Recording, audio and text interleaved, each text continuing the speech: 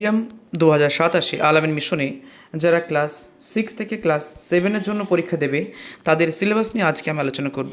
এই সমস্ত সিলেবাস ধরে ধরে পড়লেই তুমি পাশ করতে পারবে। তো চলো শুরু করা যাক আজকের এই সিলেবাসটি। পূর্ণমান থাকবে 100 নম্বরের, বাংলাতে থাকবে 15 নম্বর, ইংরেজিতে থাকবে 20 নম্বর, গণিতে থাকবে 25 এবং বিজ্ঞানে 25, ইতিহাসে 8 এবং ভূগোলে থাকবে 7 নম্বর। বাংলা বিষয় কী কী বিষয়গুলো থাকবে, কোন কোন পার্টসগুলো সেগুলো একটু দেখে নিই চলো। বাংলা ব্যাকরণের ভিতরে থাকবে বাংলা ব্যাকরণ, থাকবে বিসর্গ সন্ধি, এখানে থাকছে শব্দের গঠন, মৌলিক শব্দ, সাধিত শব্দ, যৌগিক শব্দ, শব্দের ব্যুৎপত্তিগত অর্থ, প্রচলিত অর্থ এবং যৌগিক শব্দের শ্রেণী, অপরিবর্তিত যৌগিক শব্দ, পরিবর্তিত যৌগিক শব্দ, সংকুচিত যৌগিক শব্দ, প্রসারিত যৌগিক শব্দ, এই সমস্ত শব্দগুলো থাকবে। সংজ্ঞাবাচক শব্দ হিসেবে ও পূরণবাচক শব্দ থাকবে, শব্দরূপ, বিভক্তি থাকবে, কেবল শব্দ বিভক্তি সম্পর্কিত আলোচনা যেমন অনুসর্গ ও উপসর্গ থাকবে। অনুসর্গ, শব্দজাত শব্দ অনুসর্গের শ্রেণীবিন্যাস ও প্রতিটি শ্রেণীর অনুসর্গের উদাহরণ ও বাক্যের প্রয়োগ থাকবে। থাকবে উপসর্গ, বাংলা উপসর্গ থাকবে, সংস্কৃত উপসর্গ থাকবে এবং বিদেশি উপসর্গ যোগে শব্দ গঠন ও অর্থের অভাব থাকবে, অর্থের ভাব থাকবে।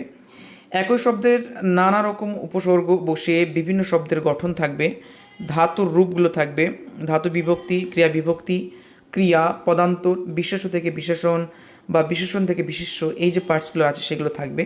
সমচারিত ভিন্নাত্মক শব্দ থাকবে, বিপরীত শব্দ থাকবে এবং এরপর যে বিষয়টি থাকবে একটি আনসিন থাকবে এবং সেই আনসিনটি পড়ে সেখানে বিভিন্ন প্রশ্ন থাকবে এবং সেই প্রশ্নের উত্তর দিতে হবে। ইংরেজিতে থাকবে reading comprehension unseen, unseen passage থাকবে, সেই আনসিন প্যাসেজ পড়ে সেখানে ট্রু ফলস, শূন্য বা শূন্যস্থান পূরণ, এইগুলো সব থাকবে। এবং ইংরেজিতে যে সমস্ত গ্রামার এবং ভোকাবুলারি থাকবে সেগুলো কী কী চলো একটু দেখে নিই। গ্রামার পার্টসের ভিতরে থাকবে আর্টিকেল, তো মানে এ অ্যান্ড দি ভালো করে তোমাকে পড়তে হবে। নাউন অ্যান্ড কাইন্ডস, নাউনের যে ভাগগুলো রয়েছে, প্রপার নাউন, কমন নাউন, এই নামগুলো ভাগগুলো রয়েছে সেই নাউনের ভাগগুলো তোমাকে পড়তে হবে। প্রোনাউন আছে, প্রোনাউনের ভাগগুলো পড়তে হবে। Personal and possessive pronoun, myself, herselves, এই যেগুলো রয়েছে সেগুলো তোমাকে পড়তে হবে।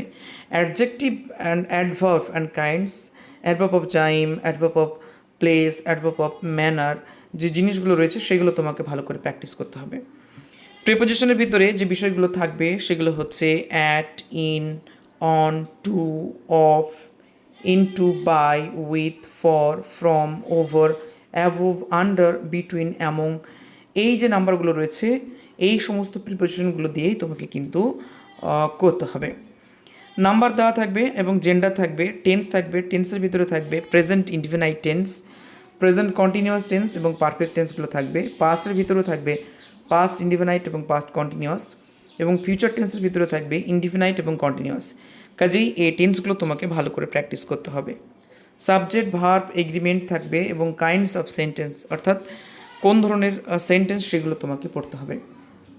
ভোকাবুলারি পার্টসের ভিতরে থাকবে সিনোনিম এবং অ্যান্টোনিম, মানে যে তোমাকে আনসিন প্যাসেজে থাকবে সেই আনসিন প্যাসেজে তোমাকে সিনোনিম খুঁজে বার করতে হবে এবং অ্যান্টোনিমও খুঁজে বার করতে হবে, অপোজিট ওয়ার্ড, এবং তোমাকে প্রিফিক্স এবং সাফিক্স যেটি আছে সেটাও তোমাকে প্র্যাকটিস করে যেতে হবে। গণিতের ক্ষেত্রে ভালো করে দেখো, পাঠ্যপুস্তক গণিত প্রভা ষষ্ঠ শ্রেণীর জন্য অধ্যায় নম্বর 1 পূর্বের পাঠ পুনরচনা 1 নম্বর থেকে শুরু করে 17 নম্বর অধ্যায়, অর্থাৎ 1 থেকে 17 নম্বর অধ্যায়টা তোমাকে ভালো করে পড়তে হবে। এর জন্য তোমাকে আলাদা করে কোনো বই বা কোচিংয়ের কোনো প্রয়োজন নেই। যদি তুমি 1 থেকে 17 নম্বর অধ্যায়গুলো ভালো করে পড়তে পারো তাহলে আরামসে তুমি পাশ করে যাবে। বিজ্ঞানের ভিতরে থাকবে পাঠ্যপুস্তক পরিবেশ বিজ্ঞান ষষ্ঠ শ্রেণী, পাঠ্যপুস্তকের নিম্নলিখিত বিষয় অর্থাৎ নিচে যে বিষয়গুলো রয়েছে সেগুলো তোমাকে পড়তে হবে। যেমন পরিবেশ ও জীবজগতে পারস্পরিক নির্ভরশীলতা, এটা পড়বে এবং আমাদের চারপাশের ঘটনাসমূহ পড়বে। মৌলিক, যৌগিক, মিশ্র পদার্থ এগুলো পড়বে। শিলা ও খনিজ পড়বে।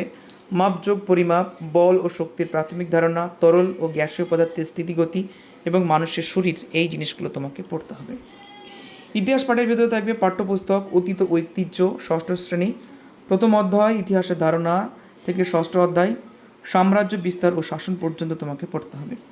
এবং ভূগোল পাঠে যে বিষয়গুলো তুমি পড়বে সেটা হচ্ছে পাঠ্যপুস্তক আমাদের পৃথিবী ষষ্ঠ শ্রেণী, পাঠ্যপুস্তকের নিম্নলিখিত বিষয় যেমন ধরো আকাশ ভরা সূর্য তারা, পৃথিবী কি গোল, তুমি কোথায় আছো, পৃথিবীর আবর্তন, স্থল জল, জল স্থল বাতাস, বরফে ঢাকা মহাদেশ, আবহাওয়া জলবায়ু, আমাদের দেশ ভারত, এই অধ্যায়ে নির্বাচিত অংশসমূহ, ভারতের সাধারণ পরিচয়, ভারতের ভূপ্রকৃতি নদ নদী, ভারতের জলবায়ু, ভারতের মাটি, ভারতের স্বাভাবিক উদ্ভিদ এবং ভারতের অরণ্য ও বন্যপ্রাণ, এই বিষয়গুলো তোমাকে পড়তে হবে। সহায়ক পুস্তকাবলী, যে বইগুলো তুমি পড়বে পশ্চিমবঙ্গ মধ্যশিক্ষা পর্ষদের ষষ্ঠ শ্রেণীর জন্য যে সিলেবাসটি আছে সেটা পড়লেই যথেষ্ট। এছাড়াও ষষ্ঠ শ্রেণীর ছাত্রছাত্রীদের বাংলা এবং ইংরেজির জন্য আলাদা করে ব্যাকরণ কিন্তু তোমরা বই কিনতে পারো। তোমরা রায়ান মার্টিনের বই কিনতে পারো, তোমরা ট্রেজার ট্রোভ কিনতে পারো, তোমরা হিডেন ট্রেজার কিনতে পারো, তোমরা হাইলাইট কিনতে পারো, তোমরা পিসি দাস কিনতে পারো। যে কোনো একটা ইংলিশ গ্রামার কিনলেই হবে। আমার মনে হয় হাইলাইটস বা হিডেন ট্রেজারটা কিনলেই যথেষ্ট।